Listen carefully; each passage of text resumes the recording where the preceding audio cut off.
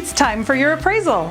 The appraisal is important because this is how the mortgage lender determines if they feel the value of the home is the same as what the purchase contract has it selling for.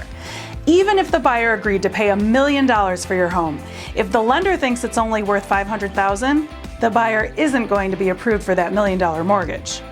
When a home appraises for at least the amount the buyer is paying for it, we say that the home has appraised out. Can you guess how you can best prepare the home to appraise out? Yeah, you guessed it. The home needs to look as large as possible and as clean as possible, just as with photos, showings, and the home inspection. So you'll want to go through one more round of cleaning, turning on lights, taking care of the landscaping, making your bed, one last time.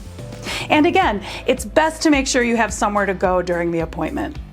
After the lender determines that the price is right, the appraisal will be submitted for the underwriter to review along with all the other documents the buyer has submitted for the loan. You'll be waiting to hear the term clear to close, which means the buyer has secured the mortgage.